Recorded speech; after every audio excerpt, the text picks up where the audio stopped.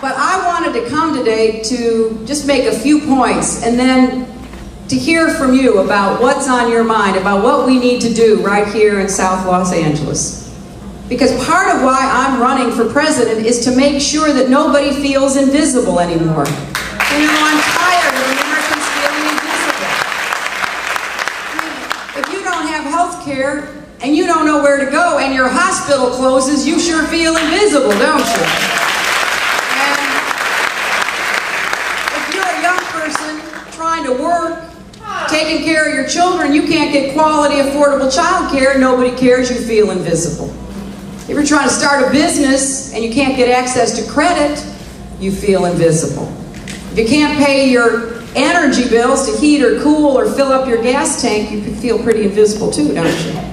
But I never thought I'd see the day where even our young men and women who wear the uniform of the United States of America, who go to war and get injured and can't get the health care they need, are invisible as well.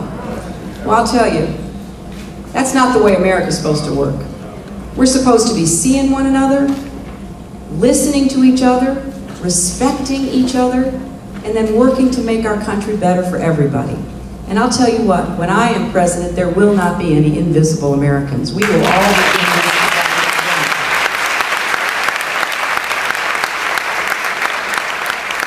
And we've got a lot of work to do. We've got to restore our leadership in the world. That starts with bringing our troops home from Iraq. And we need to do that as quickly and responsibly as we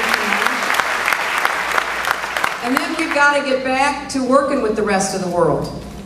I mean, you cannot be a leader if nobody's following you, right? And now that's where we are in the world. And I want to get back to diplomacy and work on all of the difficult issues, because there's nothing we can do on our own anymore. The world's too complicated. You know, if you're talking about global terrorism or global warming or global epidemics, we have to have friends and partners and allies, don't we?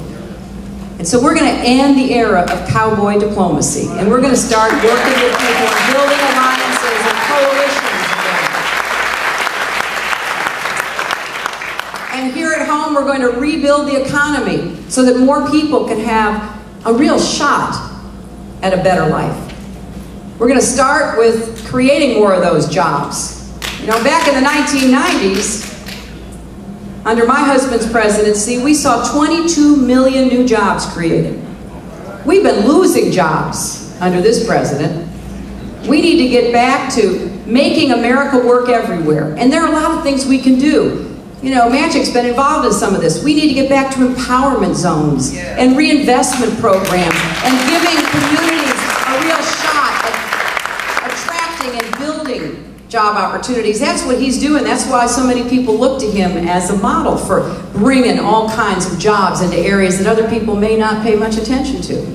We need to have a new energy plan, because I'm telling you, if we don't get off of our dependence on foreign oil, we're not going to be secure, we're not going to deal with global warming, and we're going to miss the opportunity to create lots of new jobs. Think about it. Right here in South LA, we could put people to work putting solar panels on folks' houses and on the schools and on the churches and on the businesses.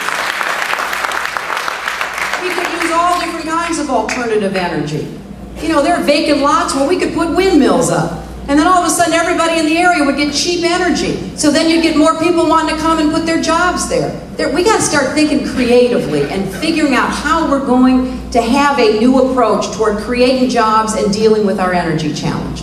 We also have to rebuild our infrastructure. We got roads and bridges and tunnels collapsing all over America. And we could put millions of people to work if we did that as well. And we've got to provide quality, affordable health care for every single American, because until we do that,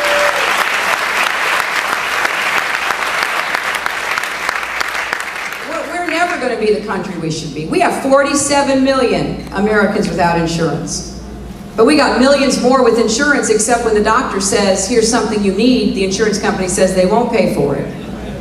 You know, as a senator from New York, I have to deal with a lot of these problems. I'll get a call from a father in upstate New York, and he'll say, what have I done wrong, Senator? I've worked hard all my life.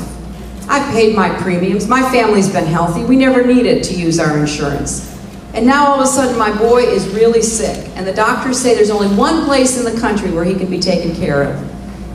Insurance company says we won't pay for it. Or the mother from Long Island who calls me and says, Senator, my little girl's been diagnosed with leukemia.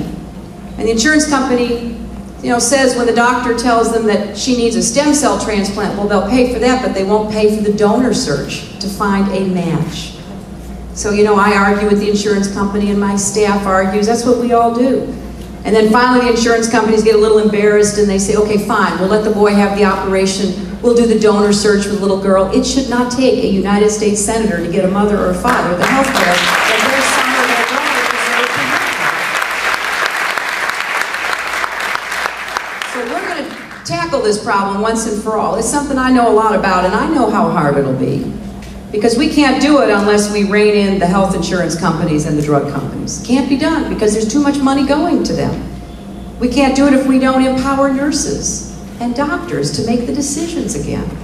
That if we don't give people some more control over the information about what they need to do to take better care of themselves, because we have to emphasize prevention and wellness. So there's a lot we can do.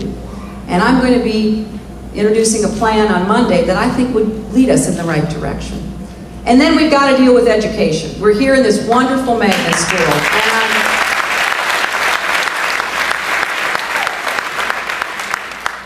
And it's a great privilege for me to be here. And wasn't the choir amazing? I mean, they were just wonderful.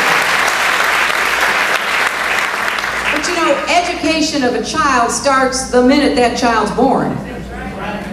A child's first school is that child's family, and a child's first teachers are that child's parents and siblings and grandparents. We're teaching our children all the time. So we've got to do more to help families be the very best teachers they can be. And I've worked on this for 35 years. It's been my passion. How do we help a mother or a father or a big brother or sister or an aunt or an uncle or a grandparent do whatever they can to help get that little boy or girl ready to be successful in school? I think we need to have more nurse visiting programs, more people working with families that are at risk. We don't have a child to waste, and we need to get in and help at the very earliest stage. And then I want to see more early Head Start and more support for Head Start, which has been a very successful program. And I would like to see us have a universal pre-kindergarten program for every 4-year-old. So we get those 4-year-olds ready to be successful. Now we're also going to have to fix something called No Child Left Behind, which every teacher and most students know about. And we're going to try to do that, but if we don't get it done, I'll do it when I'm president, because we need to have a different approach. We cannot see our children as little walking tests. Yes, we have to have accountability, but we've got to do it in a way that really works. Not everybody learns the same way. And then we got two other big tasks when it comes to education. A lot of hard-working young people no longer can afford to go to college, even if they want to go to college. When I was going to college many years ago, my father was a small businessman. He said, I've saved enough money for you to go to college. I'll pay for your tuition, your room, and your board, but if you have to buy a book, you need to pay for it yourself. So I worked, and that was our deal, and I went through college, and I graduated. Then I decided I wanted to go to law school. So I told my father I wanted to do that. He said, well, that's not part of the deal. We don't have the money for that. So I kept working, and I got a little scholarship, but then I borrowed money from the federal government at a really low interest rate. If I remember, it was like 2%. And I didn't have to worry about bankrupting me or my family. I didn't have to worry about some for-profit student loan company taking advantage of me. And now the Democratic Congress has begun to reverse the incredible exploitation that these interest rates and this administration have imposed on hardworking families. We're going to make college affordable again so more people can go and graduate. But I don't want to forget about all the good people who don't go to college. Too often all we do is talk about people who go to college, and most people don't go to college and graduate.